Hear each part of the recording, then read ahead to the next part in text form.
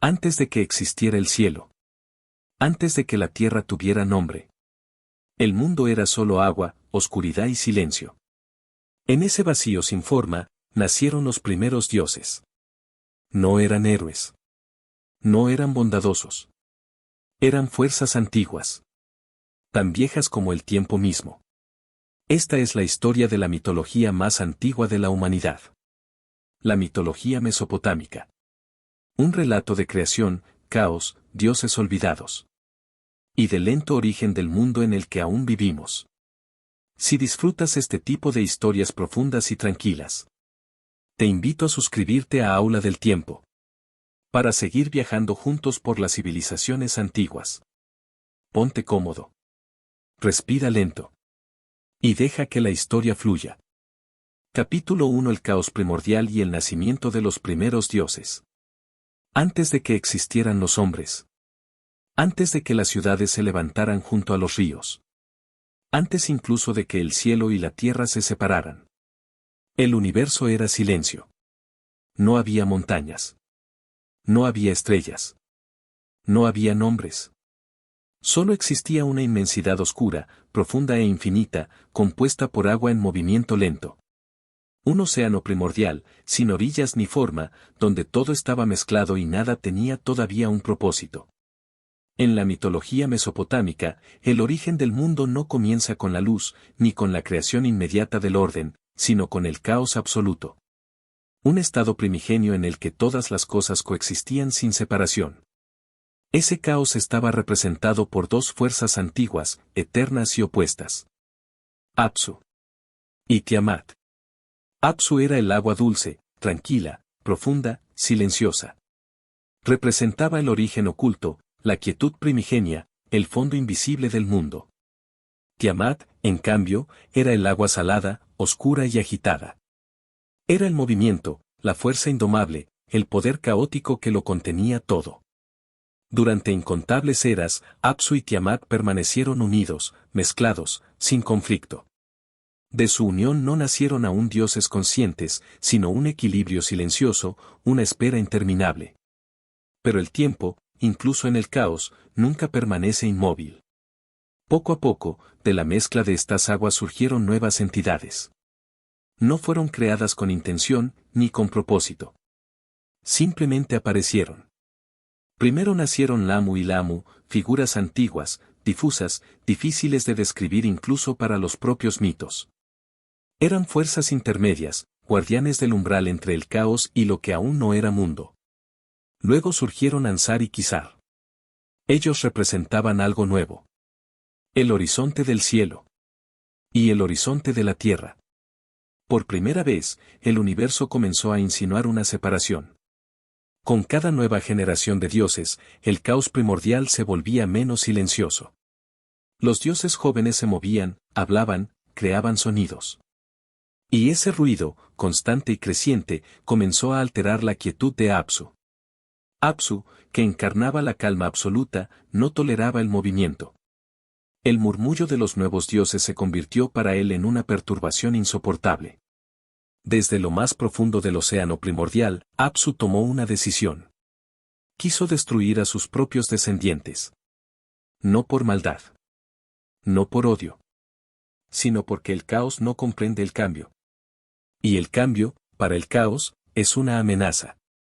Tiamat, sin embargo, no compartía ese deseo. Aunque era caótica, también era madre. Protegía a los dioses jóvenes, incluso cuando su existencia alteraba el equilibrio original. Este fue el primer conflicto del universo. No una guerra épica. No una batalla luminosa. Sino una tensión silenciosa entre la quietud y el movimiento. Cuando los dioses jóvenes supieron de los planes de Apsu, el miedo se extendió entre ellos. Sabían que, si Apsu actuaba, todo volvería al silencio eterno. Fue entonces cuando uno de ellos se alzó por encima del resto. Enki. También conocido como Ea.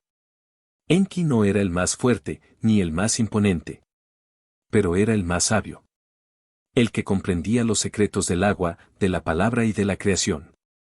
Con un encantamiento antiguo, Enki adormeció a Apsu. Y en ese sueño profundo, el agua dulce primordial dejó de existir como fuerza consciente. Apsu fue derrotado. No con violencia, sino con conocimiento. Sobre los restos de ese primer dios, Enki construyó su morada. Y allí, sobre el antiguo caos, nació una nueva era. Pero el universo no perdona tan fácilmente la ruptura del equilibrio. Tiamat, al ver la destrucción de Apsu, cambió. La madre caótica se transformó en furia. De su interior comenzaron a surgir criaturas monstruosas. Serpientes gigantes. Bestias híbridas. Dragones primordiales. Tiamat ya no protegía a los dioses jóvenes. Ahora los veía como una traición al orden antiguo. El caos se levantó contra la creación. Y así, lentamente, sin prisa, el universo avanzó hacia su siguiente fase. La guerra entre el caos y el orden. Pero esa es una historia que aún no comienza. Por ahora, el mundo sigue suspendido entre aguas antiguas, dioses recién nacidos y un silencio que ya nunca volverá a ser completo. Y mientras el caos se agita en las profundidades, el destino del cosmos empieza, lentamente, a tomar forma. Capítulo 2: El surgimiento del orden y la separación del cielo y la tierra. Tras la caída de Apsu, el universo ya no volvió a ser el mismo. El silencio original había sido quebrado. El caos primordial, que durante eras infinitas había permanecido inmóvil, ahora estaba lleno de tensiones invisibles. Los dioses jóvenes seguían existiendo. Pero sabían que algo se había roto para siempre. La muerte de Apsu no trajo inmediatamente orden. Trajo inestabilidad. El caos no desaparece cuando se le hiere. Se transforma. Tiamat, madre de todo lo existente, se retiró a las profundidades del océano primigenio. Allí, en la oscuridad absoluta, comenzó a gestarse una fuerza aún más antigua que la violencia. La venganza del caos contra la creación. Mientras tanto, en la superficie incipiente del cosmos, los dioses jóvenes intentaban construir algo nuevo. No sabían exactamente qué estaban creando. Solo sabían que ya no podían regresar al silencio eterno. Entre ellos comenzaron a surgir jerarquías. Algunos dioses brillaban con más presencia que otros. Algunos poseían fuerza. Otros, sabiduría. Otros, autoridad. De esa lenta diferenciación nació Anu. Anu no era un dios de acción. No era guerrero. No era creador directo. Anu era el cielo mismo. Su existencia marcó un cambio fundamental. Por primera vez, el universo comenzó a organizarse en niveles. Arriba. Abajo. Una separación tenue, casi imperceptible al inicio, pero irreversible. Anu se elevó por encima de las aguas primordiales, estableciendo el primer dominio celestial. No había aún estrellas ni constelaciones. Solo una vasta bóveda silenciosa, extendiéndose infinitamente sobre el caos. Bajo él, permanecía la masa informe del océano antiguo. Y entre ambos espacios, comenzó a surgir un territorio intermedio. El lugar donde más tarde existiría el mundo. Pero el orden no nace sin resistencia. Mientras Anu consolidaba su dominio celeste, Tiamat despertaba algo mucho más profundo que la ira. Estaba creando un ejército. En las profundidades del abismo, Tiamat dio forma a criaturas que no pertenecían ni al cielo ni a la tierra. Seres híbridos, antiguos, deformes y poderosos. Encarnaciones vivientes del caos. Dragones de agua. Serpientes colosales. Escorpiones gigantes. Bestias sin nombre. Cada una llevaba en su interior una porción del poder primigenio. Y al frente de este ejército, Tiamat colocó a Kingu. Kingu no era el más fuerte. Era el más leal. Le entregó las tablas del destino, artefactos antiguos que otorgaban autoridad sobre el orden del cosmos. Quien las poseía, gobernaba la estructura misma de la realidad. El equilibrio estaba a punto de romperse por completo. Cuando los dioses jóvenes supieron del avance de Tiamat, el miedo volvió a extenderse. Uno a uno, se negaron a enfrentarla. Ni Anu. Ni Enki. Ninguno se atrevía a desafiar directamente a la madre del caos. Hasta que surgió un nuevo nombre. Marduk. Marduk no era el más antiguo. No era el más sabio. Pero era el más completo. Poseía fuerza, inteligencia y una ambición silenciosa. Marduk aceptó enfrentar a Tiamat, pero puso una condición.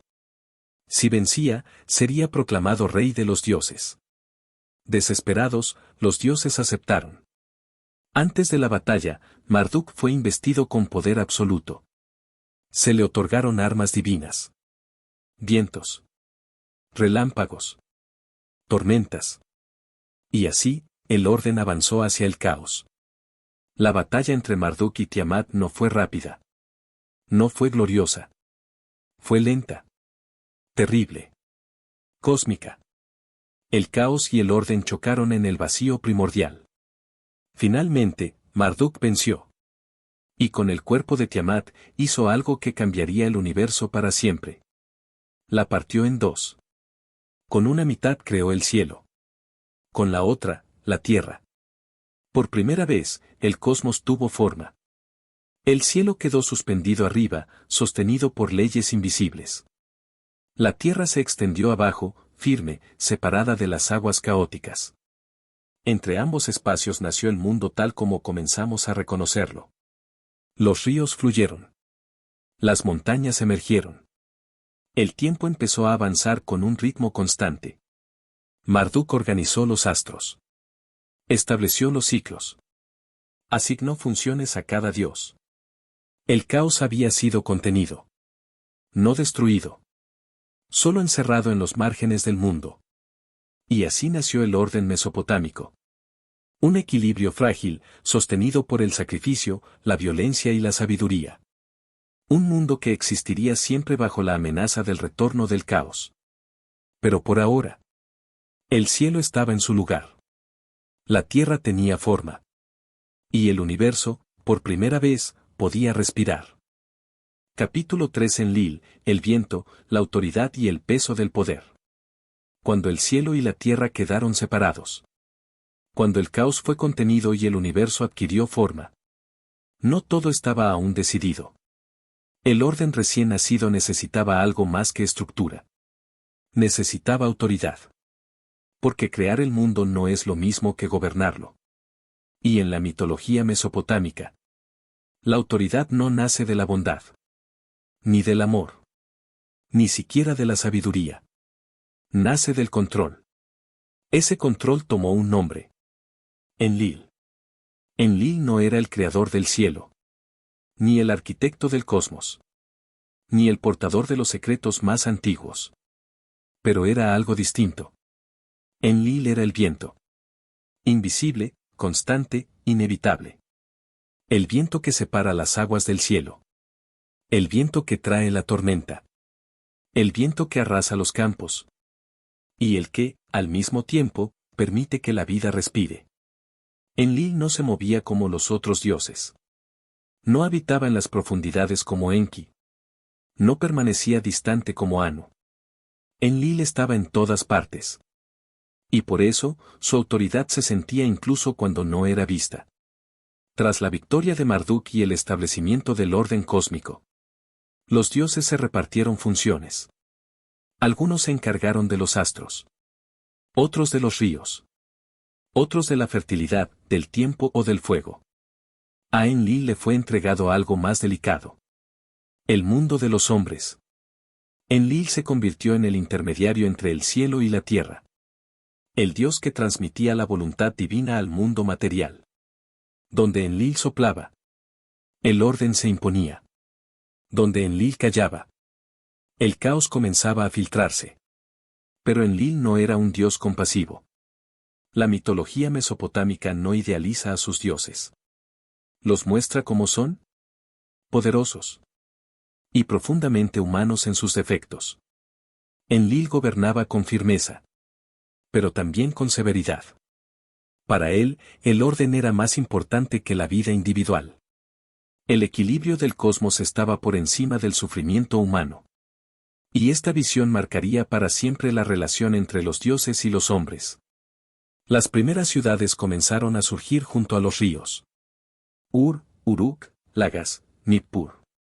Pequeños núcleos de humanidad rodeados por una naturaleza impredecible. Los hombres construían templos. Ofrecían sacrificios. Recitaban himnos antiguos. No para amar a los dioses, sino para aplacarlos.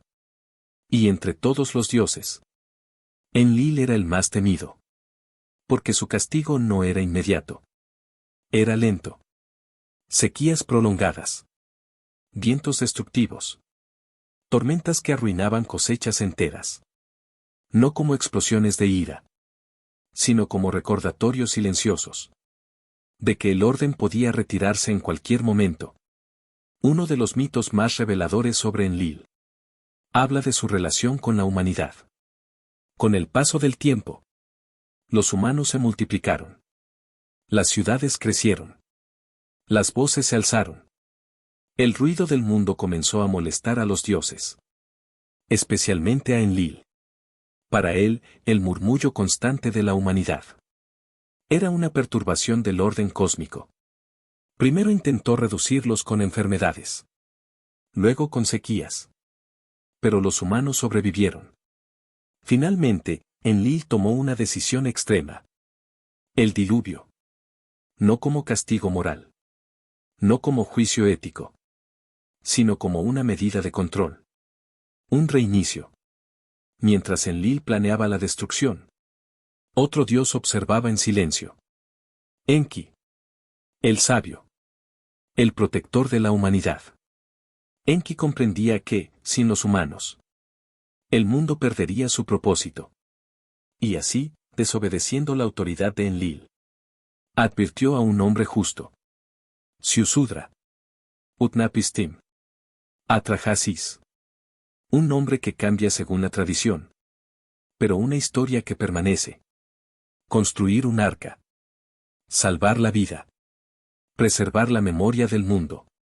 Cuando el diluvio llegó, no fue una tormenta repentina. Fue lenta. Persistente. Implacable. Las aguas cubrieron los campos. Las ciudades desaparecieron. El silencio regresó, brevemente, al mundo. Pero esta vez, no era el silencio primordial. Era un silencio lleno de restos. Cuando las aguas retrocedieron, la humanidad sobrevivía. Y Enlil, al descubrirlo, sintió algo nuevo. No furia. No venganza. Limitación. Comprendió que incluso la autoridad absoluta tiene fronteras. Desde entonces, el poder de Enlil nunca volvió a ser incuestionable. El orden seguía existiendo. Pero ahora compartía espacio con la sabiduría, con la astucia y con la fragilidad humana. Enlil siguió siendo el viento, el gobernante invisible, el peso del cielo sobre la tierra. Pero ya no era el único que decidía. Y así, el mundo mesopotámico continuó avanzando. Sostenido por dioses poderosos. Equilibrado por tensiones constantes. Y habitado por humanos que aprendieron a vivir. Bajo un cielo que podía bendecir. O destruir. El orden estaba establecido. Pero, como siempre, era un orden frágil. Y en sus grietas, otras historias comenzaban a gestarse. Capítulo 4. Enki, la sabiduría, el agua profunda y el origen del cuidado. Si Enlil representaba la autoridad, la ley invisible que sostiene el mundo, y Anu era la distancia del cielo eterno, entonces Enki era algo completamente distinto. Enki era la cercanía, la comprensión silenciosa, la inteligencia que no grita, la sabiduría que observa antes de actuar. Mientras otros dioses gobernaban desde lo alto, Enki habitaba en lo profundo. En las aguas subterráneas.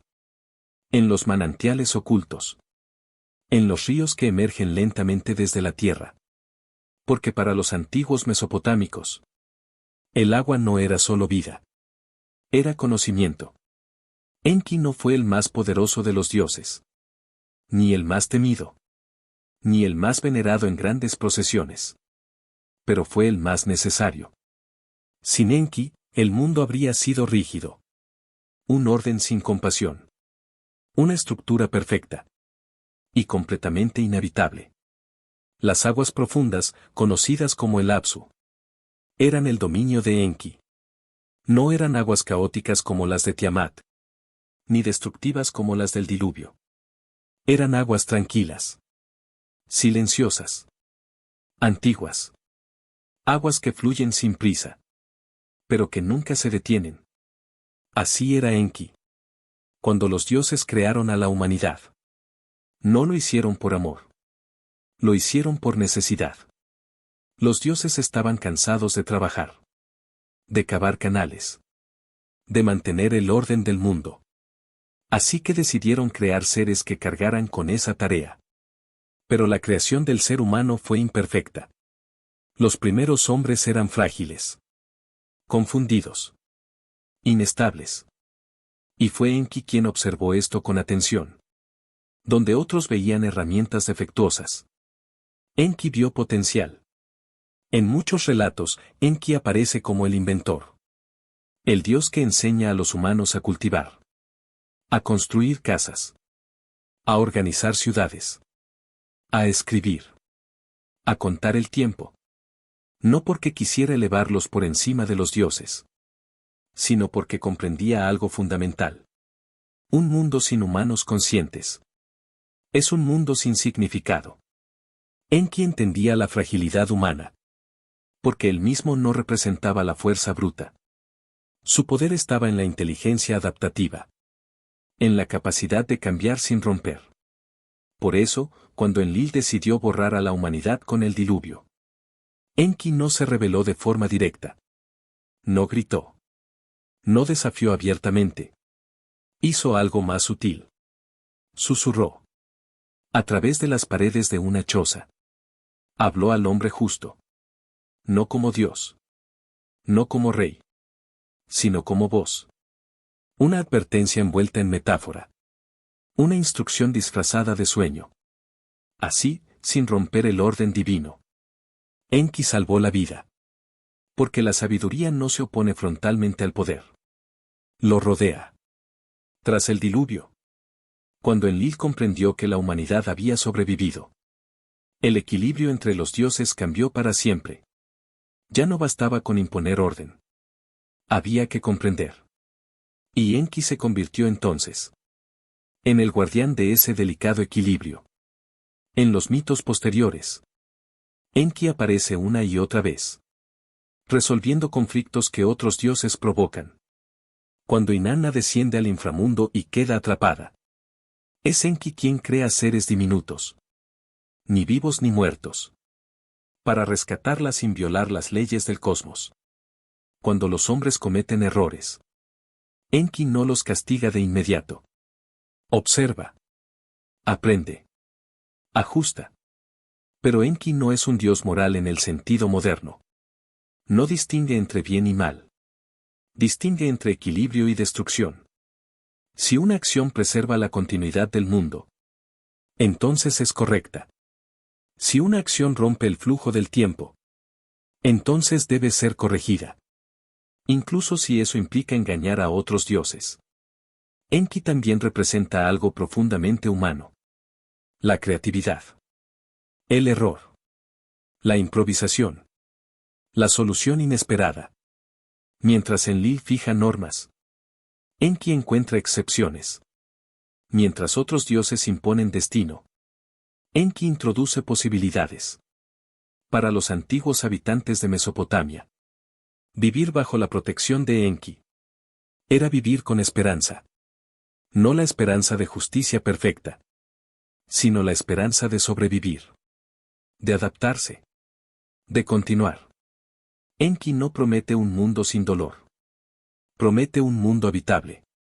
Y en una tierra marcada por inundaciones impredecibles, sequías prolongadas y un entorno implacable. Esa promesa era suficiente.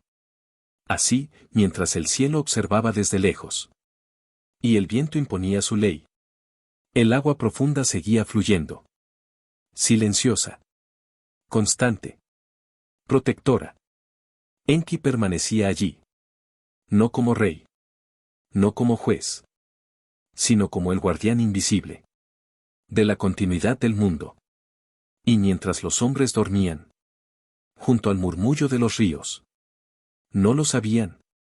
Pero era esa sabiduría antigua, lenta y profunda, la que seguía sosteniendo el mundo, cuando todos los demás dioses miraban hacia otro lado.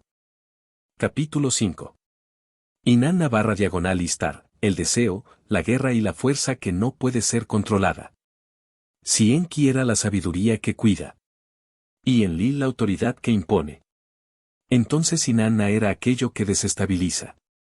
No por caos, no por maldad, sino porque la vida, en su forma más pura, nunca es completamente ordenada. Inanna no nació para obedecer. No fue creada para mantener el equilibrio. No fue pensada para sostener el mundo.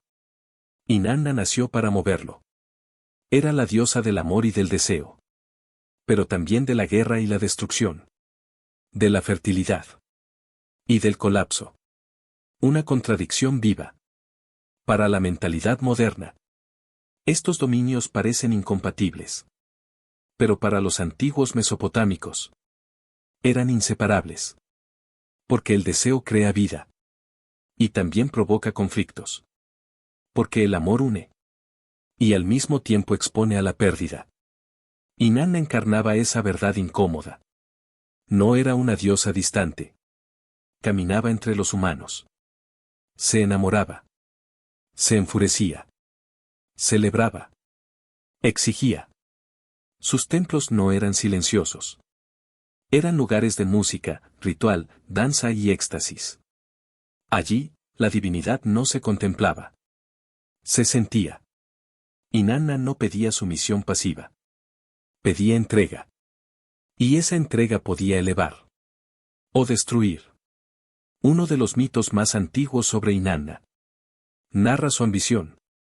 Deseaba gobernar. No solo sobre los humanos, sino sobre los principios mismos de la civilización. Para ello, visitó a Enki, el sabio, el guardián de los las leyes divinas que rigen el mundo. La escritura, la música, la realeza, el trabajo, el engaño, la verdad. Con astucia y encanto, Inanna logró obtenerlos. No robándolos. No imponiéndose. Sino seduciendo. Cuando Enki despertó de su embriaguez. Ya era tarde. El mundo había cambiado. Porque Inanna no solo deseaba poder. Deseaba experiencia. Pero el mito más profundo, el que revela la verdadera esencia de Inanna, no ocurre en la tierra. Ocurre abajo. En el inframundo. Inanna decidió descender al reino de su hermana, Ereshkigal. No para conquistar. No para rescatar. Sino para comprender. Para experimentar la muerte. Antes de descender, Inanna se despojó de todo. Corona. Joyas. Vestiduras. En cada puerta del inframundo. Dejaba algo atrás. Poder. Identidad. Protección. Hasta quedar desnuda. Vulnerable. Frente a Ereshkigal. Inanna no era reina. Era carne. Y allí, en ese reino sin retorno, fue juzgada. Y murió. El mundo sintió su ausencia. La fertilidad cesó. El deseo desapareció. La vida perdió impulso. Porque sin Inanna, el mundo seguía existiendo. Pero sin movimiento.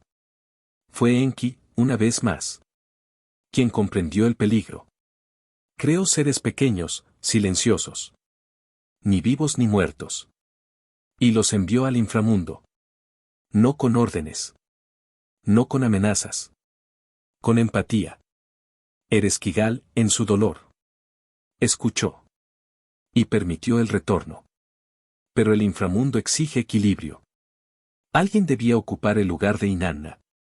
Y así, al regresar al mundo, ella no volvió igual. Inanna había muerto. Y había regresado. Transformada. Ya no solo diosa del deseo, sino también del sacrificio. Del precio del poder. Para los antiguos mesopotámicos, Inanna enseñaba una lección profunda. No todo crecimiento es suave. No toda creación es pacífica. Algunas transformaciones requieren atravesar la oscuridad. Inanna no es consuelo. Es impulso. No es estabilidad. Es cambio. Y por eso, aunque amada, era temida. Mientras Enlil gobernaba desde el viento y Enki protegía desde las aguas profundas, Inanna ardía como una llama. Una llama que ilumina y que quema. Y así, el panteón mesopotámico se completaba. Orden. Sabiduría. Deseo. Tres fuerzas distintas. Tensionadas entre sí. Sosteniendo un mundo. Tan frágil como vivo. Pero aún quedaban historias. Dioses menores. Héroes. Hombres que desafiaron a la muerte. Porque cuando los dioses crean el mundo, no terminan la historia. Solo la comienzan. Capítulo 6. Ereshkigal, el inframundo y el silencio que espera a todos. Debajo del cielo. Debajo de la tierra. Más allá de los ríos y de la memoria humana. Existe un lugar al que ningún dios desea ir. Y del que ningún mortal regresa igual. Ese lugar no es castigo. No es juicio. No es infierno. Es simplemente el final del movimiento. El inframundo. Y su reina es Ereshkigal. Ereshkigal no gobierna con gritos. No exige adoración. No envía castigos al mundo de los vivos. Su poder no se impone. Se acepta. Porque todo lo que vive, tarde o temprano, desciende a su reino. A diferencia de otros dioses, Ereshkigal no representa una fuerza activa. No crea. No destruye. Permanece. Es el silencio después del ruido. La quietud tras el esfuerzo. La noche eterna que sigue al día. El inframundo mesopotámico no es un lugar de fuego ni tormento. Es una tierra de polvo. Una existencia sin hambre. Pero también sin placer. Las almas no sufren. Tampoco disfrutan. Simplemente son. Sombras que recuerdan vagamente quiénes fueron. Ereshkigal no juzga a los muertos. No pregunta por sus actos. No separa a justos de injustos. Para ella, todos los humanos son iguales. Reyes y campesinos. Guerreros y niños. Sabios y necios. Todos terminan allí.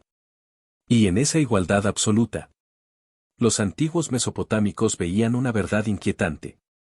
La muerte no corrige la vida. Solo la detiene. Ereshkigal no eligió su reino. En muchos relatos, su dominio es una consecuencia. Mientras otros dioses gobernaban el cielo y la tierra, alguien debía sostener lo inevitable. Y ese alguien fue ella. En el mito del descenso de Inanna, Ereshkigal aparece no como villana, sino como reflejo. Mientras Inanna representa el deseo y el movimiento, Ereshkigal representa la pérdida y la inmovilidad. Dos fuerzas opuestas, pero necesarias. Cuando Inanna desciende, Ereshkigal no la recibe con hostilidad. La recibe con ley. Porque el inframundo no se rige por emociones. Se rige por equilibrio. Inanna muere. Y Ereshkigal no celebra. Sufre. Porque la muerte no es victoria. Es carga. Gobernar el final del mundo. No es un privilegio. Es una condena silenciosa. Ereshkigal vive rodeada de muerte. Pero no es insensible. Siente dolor. Soledad. Pesadez. Ella no abandona su reino. Porque no puede. Para los antiguos mesopotámicos, esto explicaba algo profundo. La muerte no es cruel. Es imparcial. No viene por odio. Viene porque debe venir. Los rituales funerarios no buscaban evitar el inframundo. Eso era imposible. Buscaban preparar al muerto. Ofrendas. Palabras. Recuerdos. Pequeños gestos para suavizar el tránsito. El miedo no era a Ereshkigal. El miedo era al olvido. Porque en su reino, los nombres se desvanecen. Las historias se apagan. Solo queda la sombra. Por eso, la vida era tan valiosa. No porque fuera eterna, sino porque era única. Los mesopotámicos no soñaban con paraísos futuros. Soñaban con vivir bien.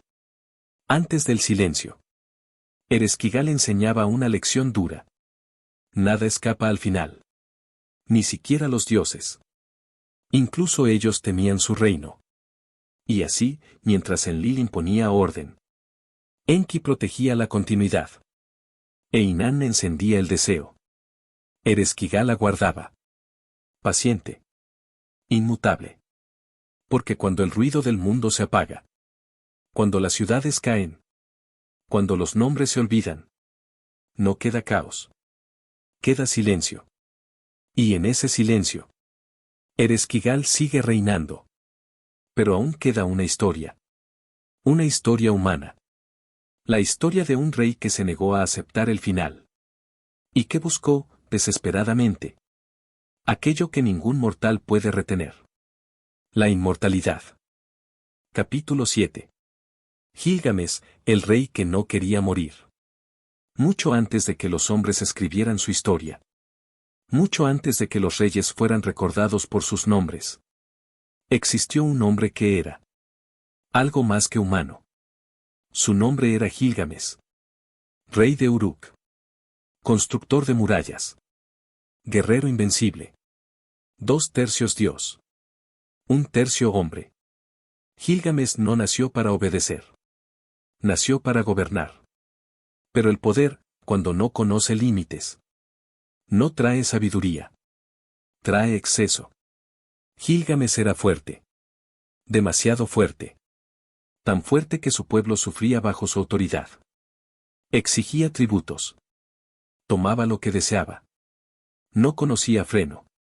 Y los dioses escucharon las quejas. Para equilibrar a Gilgamesh, crearon a otro. Enkidu. Un hombre salvaje. Cubierto de pelo. Que vivía entre los animales. No conocía leyes. No conocía ciudades. No conocía dioses. Solo la tierra.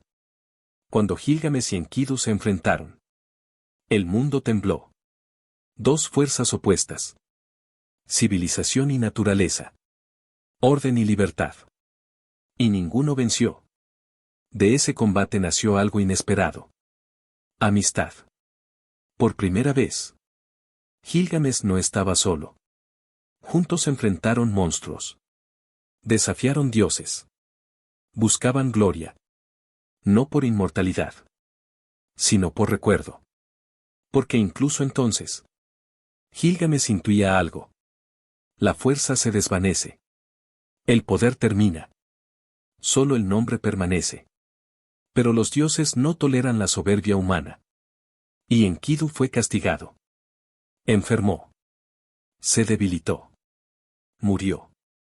La muerte de Enkidu quebró a Gilgamesh. No como rey. Como hombre. Por primera vez. Comprendió el silencio del inframundo. Comprendió a Ereshkigal. Y sintió miedo. No miedo a perder poder. Miedo a desaparecer. Gilgamesh lloró. Y en ese llanto nació su obsesión. No morir. No convertirse en polvo. No ser una sombra sin nombre. Así comenzó su viaje. No por gloria. No por conquista. Sino por desesperación. Gilgamesh abandonó su reino. Cruzó desiertos. Atravesó montañas. Buscó a Utnapishtim. El único humano que había escapado a la muerte. Cada paso del viaje era más lento. Más pesado. Porque Gilgamesh ya no corría hacia el mundo. Corría contra el tiempo. En su camino aprendió algo esencial. El poder no protege del final. La fuerza no detiene al silencio. La divinidad incompleta no salva al hombre. Y aún así, continuó. Porque el miedo a morir es más fuerte que el cansancio. Gilgamesh no buscaba eternidad. Buscaba sentido. Y esa búsqueda todavía no había terminado. Capítulo 8. El viaje más allá del mundo, la oscuridad y el umbral del silencio. Cuando Gilgamesh abandonó Uruk, no dejó atrás solo murallas y templos. Dejó atrás la certeza. Hasta ese momento, su vida había estado definida por límites claros. Ciudades, reinos, enemigos visibles. Ahora avanzaba hacia algo distinto. Un territorio donde el mundo conocido comenzaba a desvanecerse. Gilgamesh caminó durante días interminables. El sol lo acompañaba al amanecer. Y lo abandonaba al caer la noche. Sus pasos se volvieron lentos. No por debilidad del cuerpo, sino por el peso de la mente. Porque el miedo, cuando es profundo, no acelera. Silencia. Los antiguos relatos dicen que Gilgamesh llegó a las montañas gemelas. El lugar donde el sol se oculta al anochecer. Y vuelve a nacer cada mañana. Allí, el mundo termina. Y comienza lo desconocido. Estas montañas no eran simples formaciones de piedra. Eran un límite cósmico. Un umbral. Más allá de ellas, la lógica humana ya no funcionaba. Custodiando la entrada se encontraban seres antiguos. Ni completamente vivos. Ni completamente divinos. Criaturas que veían el pasado y el futuro. Al mismo tiempo. Guardianes del tránsito. Ellos observaron a Gilgamesh en silencio. No lo atacaron. No lo detuvieron. Lo evaluaron. Gilgamesh habló. No como rey. No como guerrero. Sino como alguien que ha perdido. Les habló de Enkidu. De la muerte. Del miedo que lo consumía por dentro. Y los guardianes comprendieron. Porque incluso las criaturas del umbral conocen el dolor humano.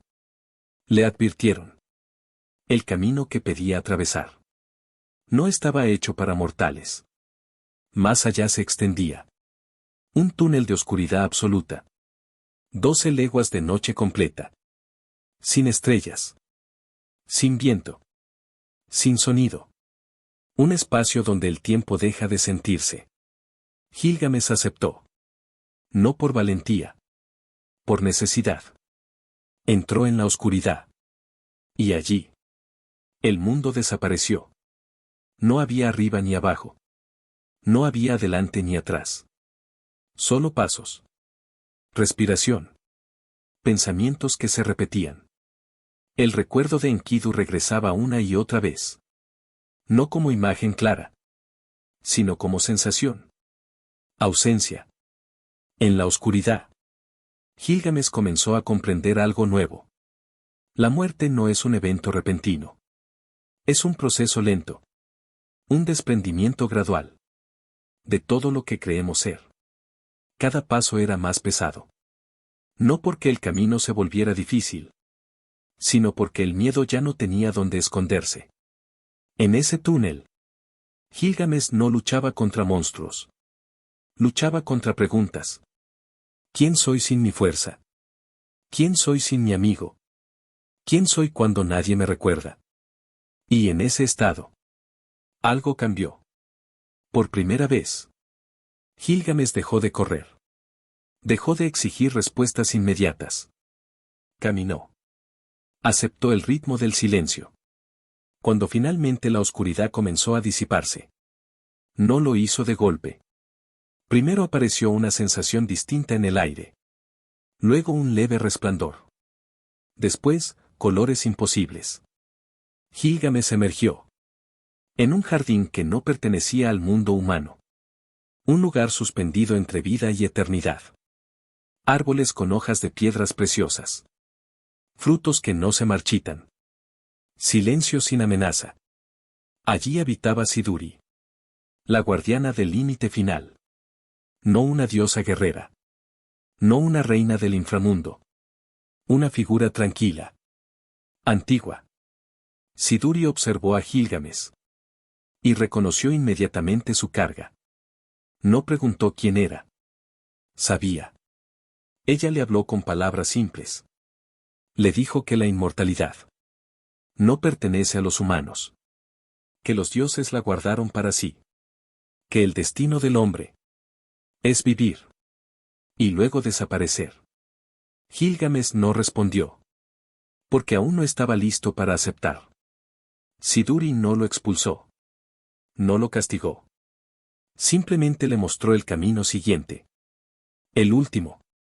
Más allá del jardín. Más allá del mundo. Vivía Utnapishtim. El hombre que sobrevivió al diluvio. El único que conocía el secreto. Que Gilgamesh buscaba. Y así. Tras atravesar la oscuridad. Gilgamesh continuó. Ya no como rey. Ya no como héroe. Sino como alguien que ha visto el borde del mundo. Y ha comprendido que el final no es un enemigo, sino una presencia constante. Pero la respuesta definitiva aún no había llegado. Porque el conocimiento más difícil no se encuentra en lugares lejanos. Se encuentra en aceptar lo inevitable. Capítulo 9. Utnapishtim, el diluvio y el secreto que no puede ser tomado. Cuando Gilgamesh llegó al final del mundo, no encontró un trono. No encontró un palacio. No encontró gloria. Encontró quietud. Allí, donde las aguas no avanzan ni retroceden. Donde el tiempo parece haberse detenido. Vivía Utnapishtim. El único humano que había escapado a la muerte. Utnapishtim no parecía un dios. No irradiaba poder. No imponía respeto. Su presencia era serena. Cansada. Antigua. Como alguien que ha vivido demasiado tiempo para seguir deseándolo. Gilgamesh habló sin rodeos. Le contó su historia. Le habló de Enkidu. Del miedo. Del viaje. No pidió compasión. Pidió conocimiento. Utnapishtim escuchó en silencio. Y luego hizo algo inesperado. Contó una historia. Habló del tiempo en que los dioses decidieron borrar a la humanidad. No por maldad. No por justicia. Por cansancio. El ruido de los hombres perturbaba a Enlil. Las ciudades crecían. Las voces se multiplicaban. Y los dioses eligieron el agua. El diluvio. Pero Enki, el sabio, no pudo aceptar el silencio total. Y así, advirtió a Utnapishtim. No directamente. No rompiendo la ley divina. A través de un susurro. De una pared. De un sueño. Utnapishtim construyó el arca. Reunió vida. Esperó. Y cuando las aguas llegaron, el mundo desapareció. La tormenta no fue breve. Fue total. Ciudades enteras se disolvieron. Los campos quedaron sumergidos. El cielo y la tierra se confundieron. Incluso los dioses sintieron miedo ante la fuerza que habían desatado.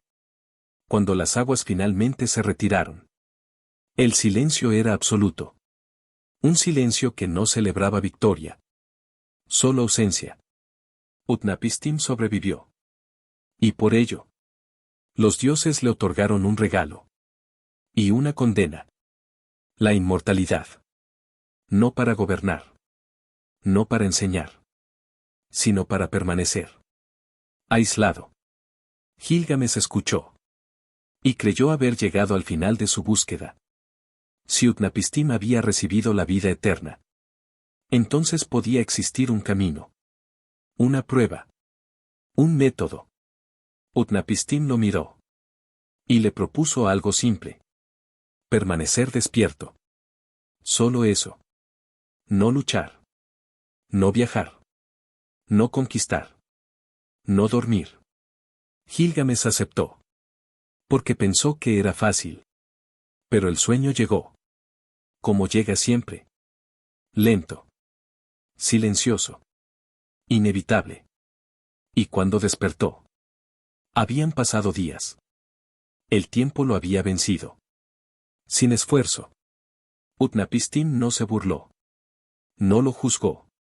Solo mostró el pan endurecido por los días. La evidencia del paso del tiempo. Entonces Gilgamesh comprendió algo terrible. No había fallado la prueba. La prueba había demostrado la verdad. La inmortalidad. No se conquista. No se arrebata. No se aprende. Aún así, Utnapishtim tuvo compasión. Le habló de una planta. Oculta en las profundidades. Una última posibilidad. Gilgamesh la encontró. La tomó. Y por un instante, creyó haber vencido al destino. Pero el destino no se enfrenta con fuerza. Se escapa. Mientras Gilgamesh descansaba, una serpiente apareció. Y tomó la planta. Renovándose. Mudando su piel. Gilgamesh lloró. No de rabia. De comprensión. Había llegado al final del mundo. Para descubrir algo simple. La vida no se extiende. Se vive. Y así. Gilgamesh regresó. No inmortal. Pero transformado. Aún quedan capítulos. Porque la historia no termina en la derrota. Termina en el regreso. En la aceptación. En el silencio que ya no asusta. Capítulo 10. El regreso a Uruk y la comprensión del tiempo. Cuando Gilgamesh emprendió el camino de regreso. No lo hizo con prisa. Ya no huía del silencio. Ya no corría contra la muerte. Caminaba. Y ese simple cambio lo transformaba todo.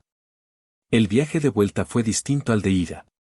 Antes, cada paso estaba impulsado por el miedo. Ahora, cada paso estaba envuelto en reflexión. El mundo seguía siendo el mismo. El desierto, el viento, las montañas lejanas. Pero Gilgamesh no lo era. Durante el camino, recordó a Enkidu. No con desesperación. No con rabia. Sino con gratitud. Porque comprendió algo que antes le era imposible aceptar. La amistad no es eterna. Pero su huella sí. Al acercarse a Uruk, las murallas comenzaron a aparecer en el horizonte. Altas. Sólidas. Antiguas. Gilgamesh las observó en silencio. Antes, las había visto como símbolo de poder. De dominio. De grandeza personal. Ahora, las veía como testimonio.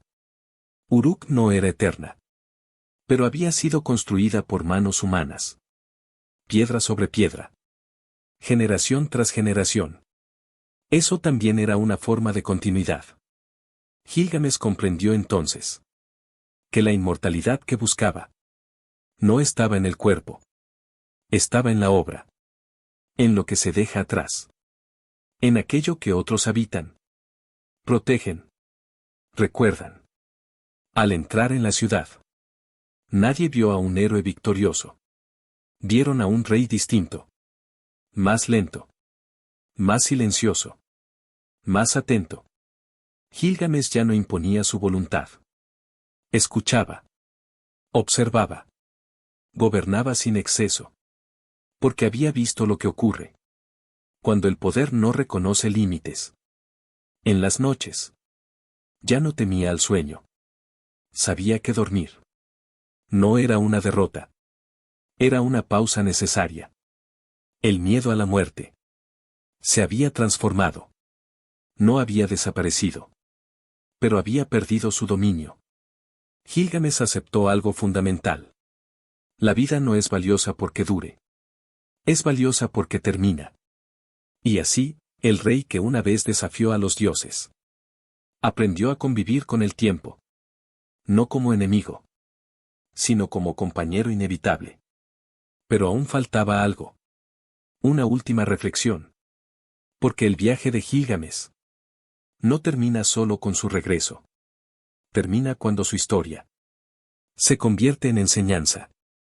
En el próximo capítulo, la mirada se eleva.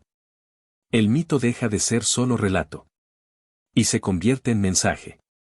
Capítulo 12.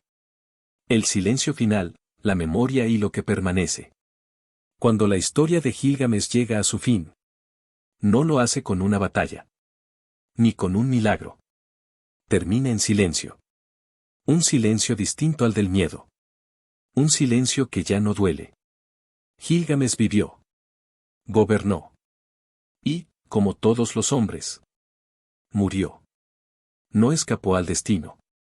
No venció al tiempo. Pero dejó algo atrás. Las murallas de Uruk permanecieron.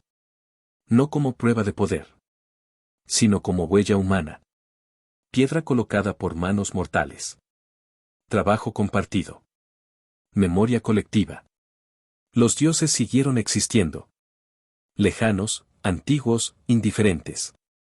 Pero la historia que perduró no fue la de los dioses. Fue la del hombre, que aprendió a aceptar su límite. La mitología mesopotámica no promete salvación. No ofrece vida eterna. Ofrece comprensión. La vida es breve. El tiempo es implacable. La muerte es segura. Y aún así, la existencia tiene sentido. Porque lo que se vive, se recuerda. Porque lo que se construye, permanece un poco más. Porque el amor, la amistad y el esfuerzo compartido no desaparecen del todo. Gilgamesh buscó la inmortalidad. Y no la encontró. Pero encontró algo más profundo. Aceptar el final es también una forma de paz. Y así, cuando el ruido del mundo se apaga, cuando los nombres se desvanecen, cuando todo parece desaparecer, queda la historia. Queda el recuerdo. Queda el silencio. Un silencio antiguo. Calmo. Eterno. Y en ese silencio, la humanidad sigue existiendo. Dormida. Pero no olvidada.